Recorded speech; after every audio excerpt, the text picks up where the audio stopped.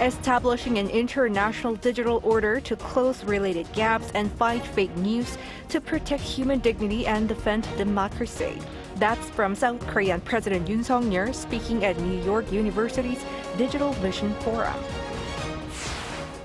Meeting U.S. President Joe Biden in Washington, D.C., Ukrainian President Volodymyr Zelensky garners additional military package, but not ATACMS, as he had expected. His visit to the U.S. Capitol comes amid skepticism among some Republicans. It's a big event for billions of sports fans in Asia. Hangzhou Asian Games kickstart tomorrow in China. We go live to the scene to get a glimpse of how things are going there. It's September 22nd, 2023. This is News Center. Good evening. Thank you for joining us. I'm Yoon Jung-min. Over in New York, the South Korean leader has revisited the need for an international order to close a digital gap and fight fake news as he wishes the country to take more responsible role on the global stage. President Yoon says those are crucial to protect human dignity and defend democracy. Correspondent Oh Soo-young has our top story. President Yoon Suk-yeol has declared a digital Bill of Rights in New York and aligned with the United States as a value-based partner in the future of artificial intelligence amid the polarizing impact of digitalization and the global race for technological supremacy.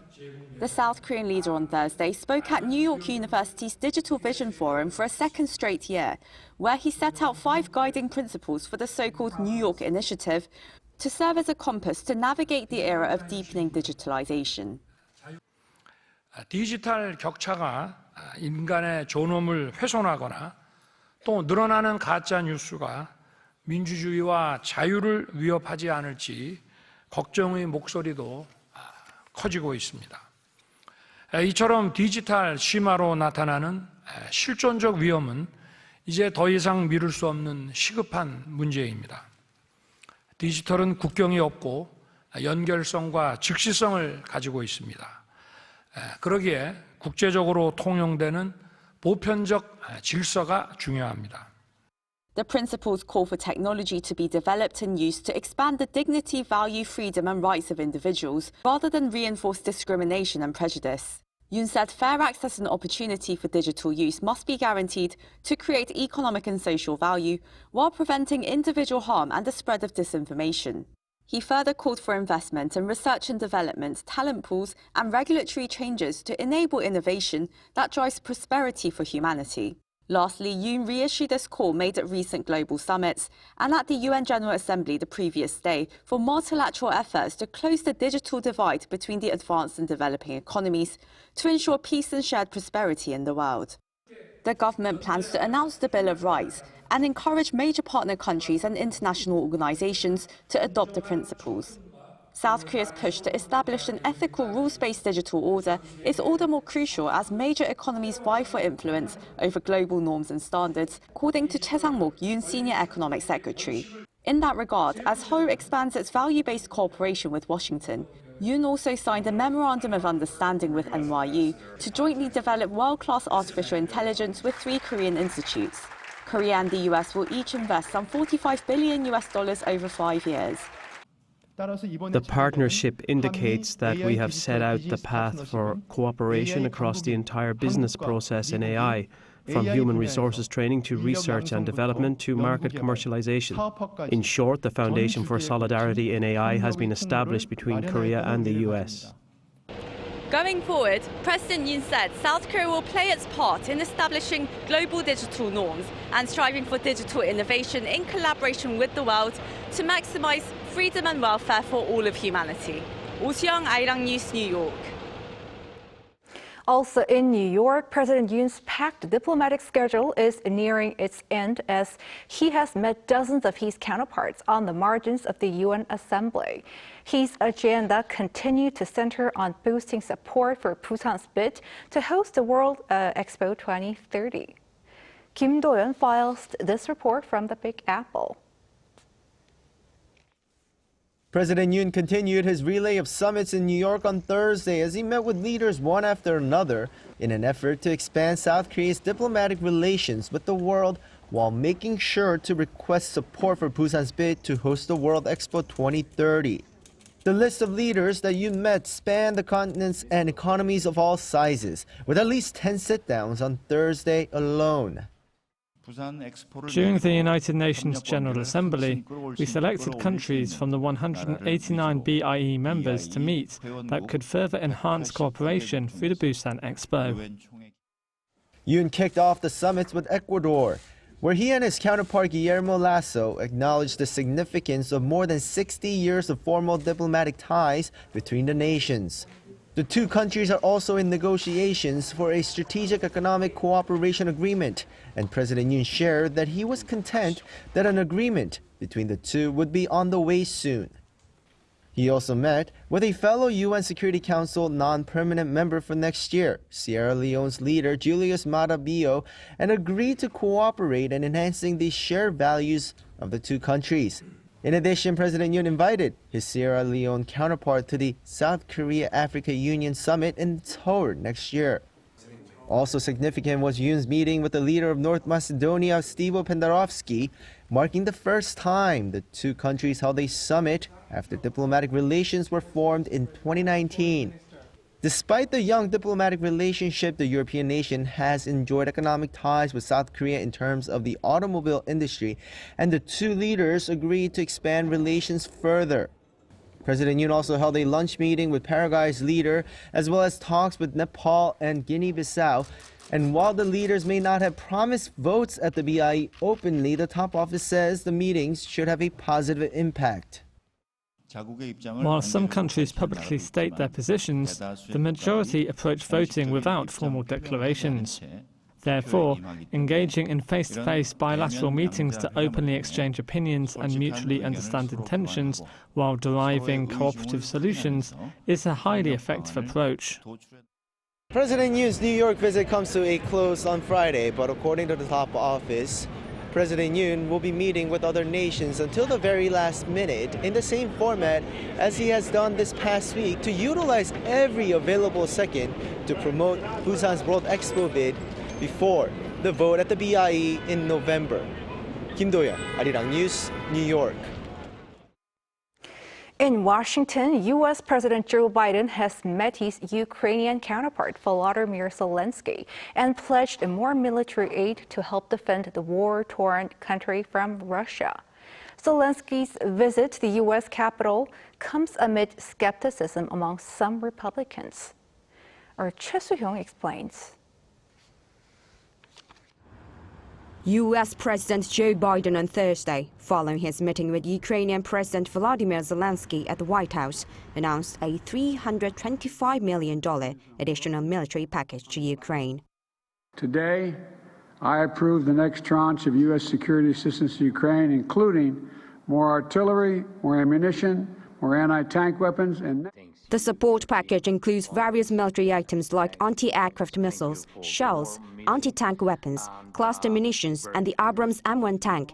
But it excludes the Army Tactical Missile Systems, or ATACMS, which President Zelensky had anticipated due to its range of over 300 kilometers. Ukraine's counter-offensive since June has been hindered by dense Russian defenses, including tank barriers called Dragon's Teeth. And as the war continues, the debate over supporting Ukraine has grown contentious within the U.S. In the U.S., public opinion is cooling over time, and the political response is also gradually becoming divided. House Speaker Kevin McCarthy declined President Zelensky's request for a congressional speech this year, something that Zelensky had asked for during private discussions on the proper use of U.S. weapons. I raised issues with them. We're very concerned about accountability. It's to rebuild the supply chain and the weapons for America, because we put them in there. I was asking about where we are on the battlefield, different plans, what we're seeing. However, the White House reiterated its unwavering support to provide additional military assistance. I know people are talking about how much money and how much is being spent. And what I took away from this whole meeting was what we're investing. We're investing in democracy. And if we don't do it, the rest of the world won't follow, and our allies. Furthermore, concerns have risen that the absence of ATACMS missiles may push Ukraine to seek even stronger weapons to attack Russian territory, potentially escalating to conflict between the West and Russia.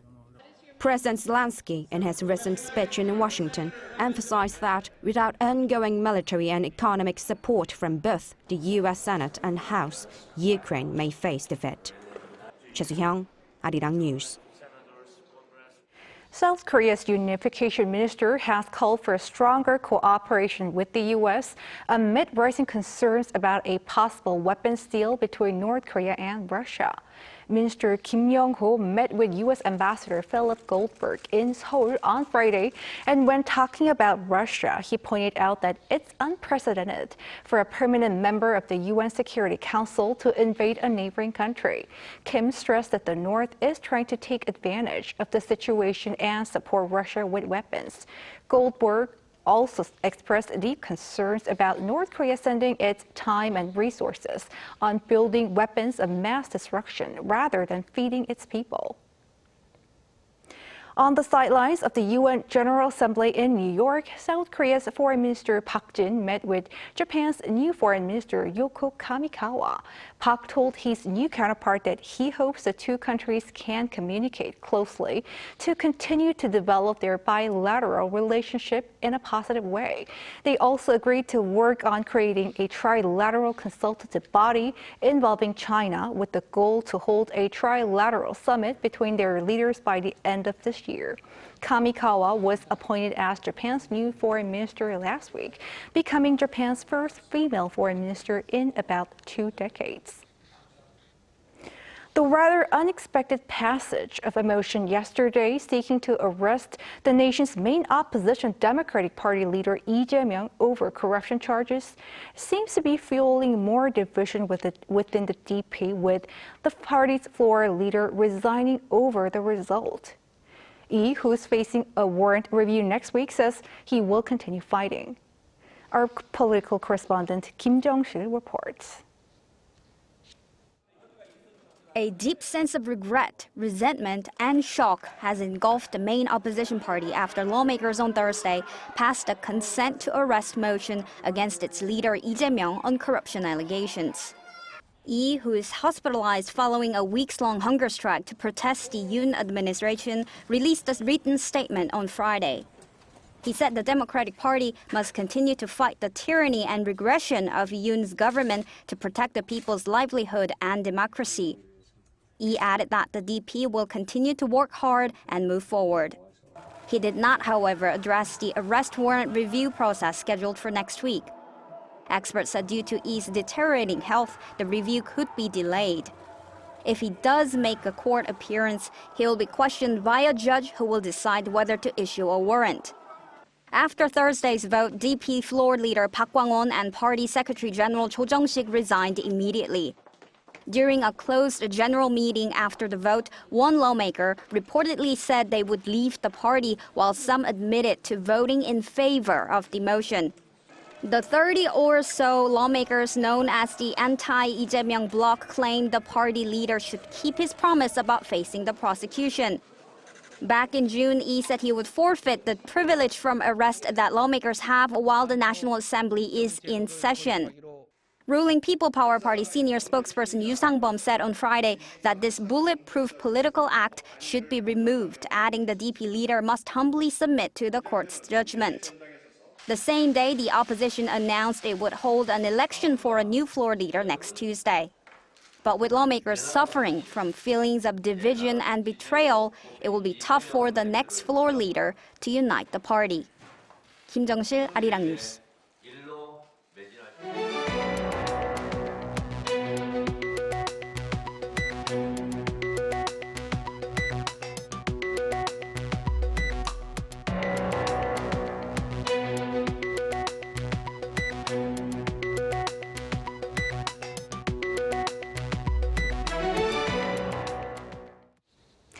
It is a big event for billions of sports fans here in Asia. Hangzhou Asian Games kickstart tomorrow in China. Our correspondent Song Yujin joins us live from that very place. Yujin, you've been there for a few days now. What's it like over there? You're right. So first of all, good evening, Jongmin, and a big hello from here, Hangzhou, China. Now, it's currently almost 5:20 p.m.ish here in Hangzhou, so it's about an hour later than Korea, and it started raining about a few hours ago, but I can just say that this rain is not enough to dampen the people's spirits towards the Hangzhou Asian Games. So just like you mentioned, our team, we've been here in Hangzhou, China since Wednesday, and ever since then, I can just say that people's excitement and the city's excitement towards the Games has been building up. So here, starting from the airport, from streets, buildings, and even public transportation, you can see that they're all plastered with the Hangzhou Asian Games logo. So people are definitely excited, and the city is excited too.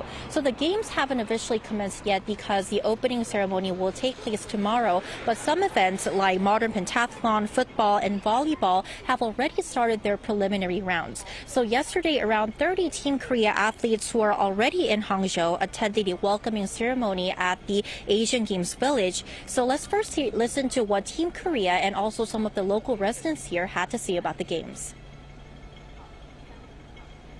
Our athletes have worked ever so hard to prepare for the Games. I hope they give it their all so that their hard work pays off. I wish those at home give unwavering support to our athletes. It's definitely not easy to host the Asian Games in Hangzhou, so we're very proud. I hope everyone will come and participate in this wonderful event. When I heard that the Asian Games is being held in China, I got very excited just by looking at the stadium on my phone. So I wanted to actually come here and take a look at what it's actually like.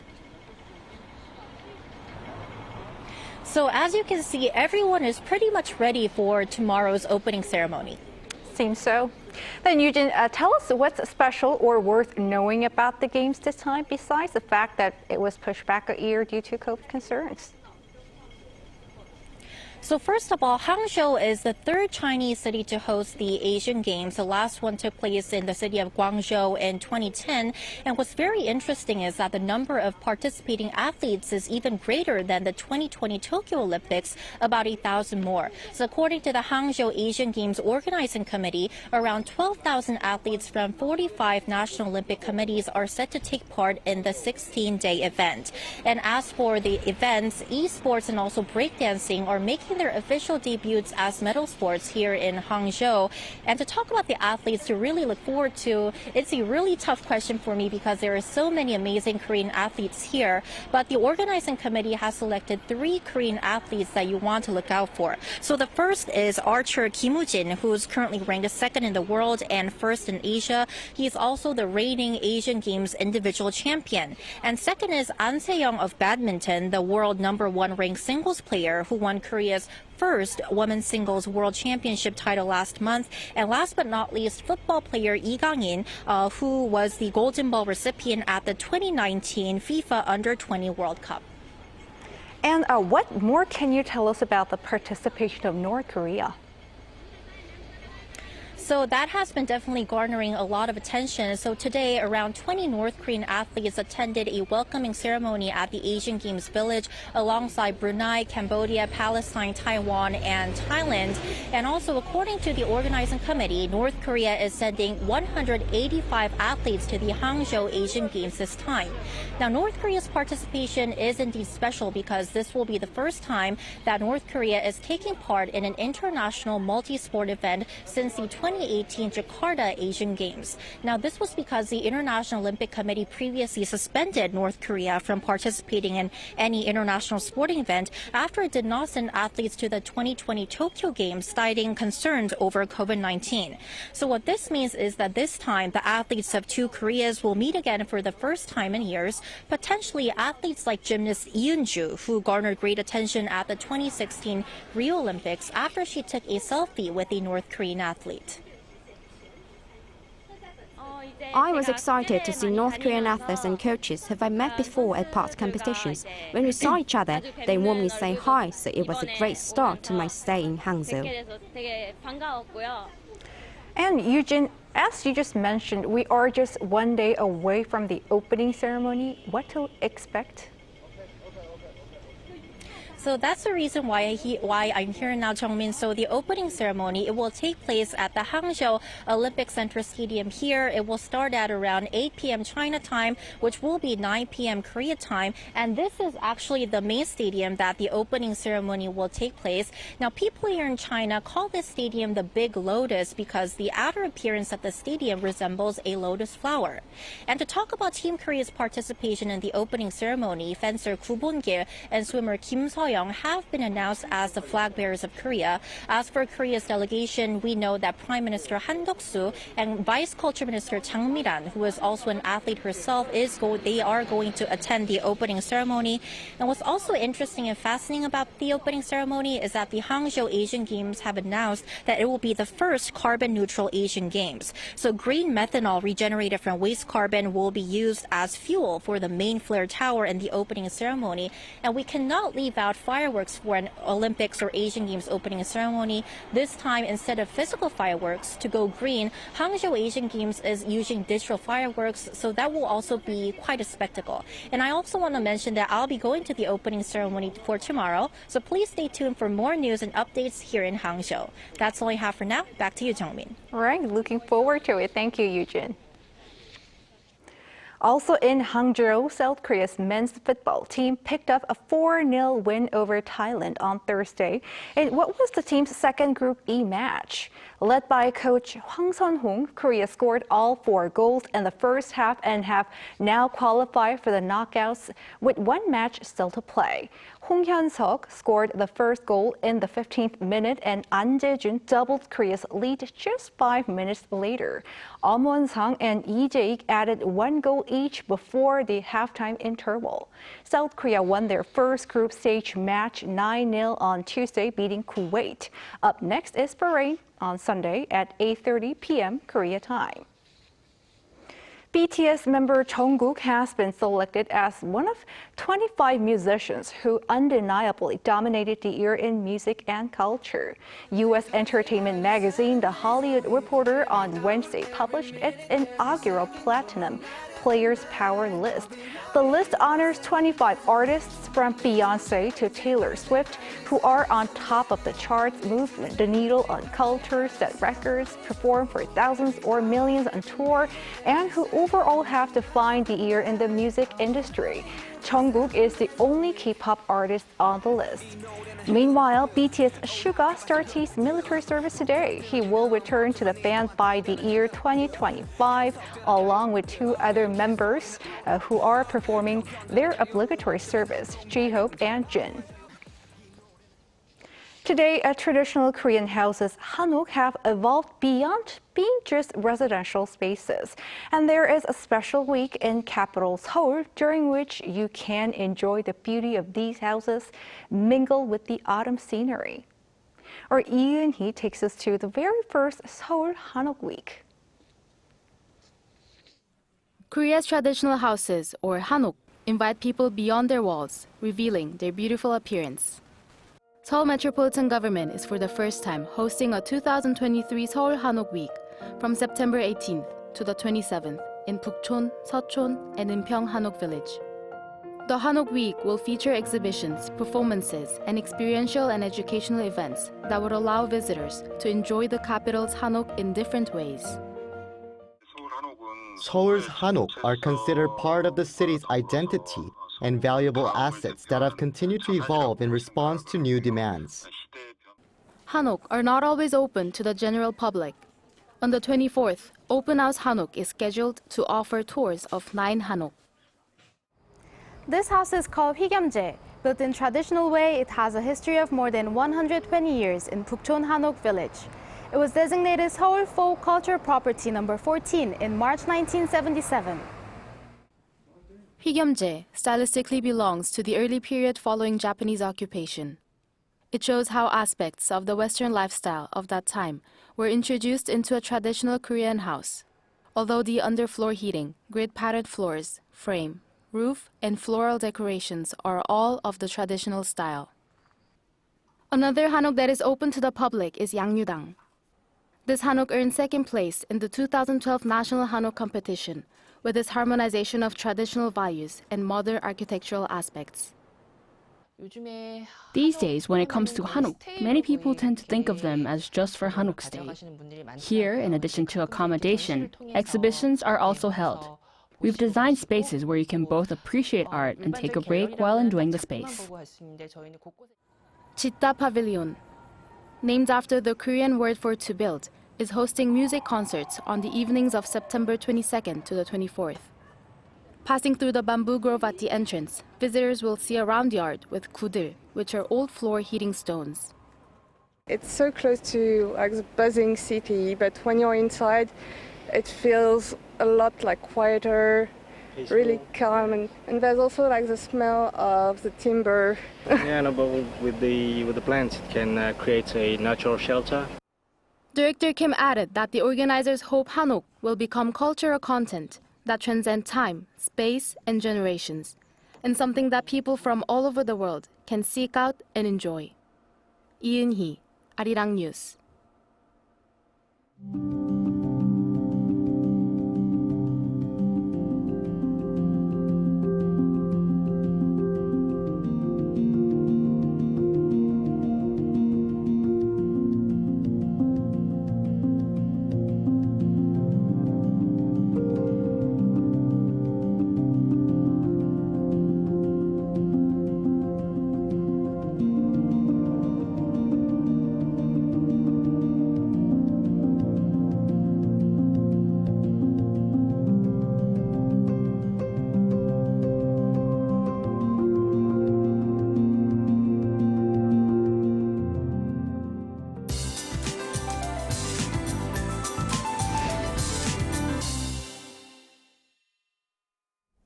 Seems like we have now abruptly entered the fall season as weather patterns are starting to change. The unseasonable summertime heat has now subsided, and now much breezier spells are in store for this weekend. Cold easterly winds will bring overall temperatures down. Lows will be hovering around 17 to 18 degrees Celsius this weekend. But do keep in mind the big contrast in daily temperatures will follow as well. Make sure to dress in layers to keep your body temperatures warm. In between tomorrow evening and Sunday morning, Gangwon-do province will see light showers. The amount of rainfall won't be too much, with about 5 millimeters in the forecast. Also, violent winds are set to sweep across coastal regions tomorrow. For the south coast and the coastlines of Jeju Island, winds will be gusting as fast as 13 meters per second. Strong winds will be conducive in creating high waves as well. Inland regions will see clear skies for the morning hours. Seoul will be starting off at 17 degrees. Daytime highs in Seoul and Chuncheon will get up to 27, Gwangju 28, Daegu and Gyeongju will be topping out at 26 degrees. Partly cloudy skies will continue to prevail next week, and next Wednesday, central regions will see showers. That's all for now, and here are the weather conditions around the world.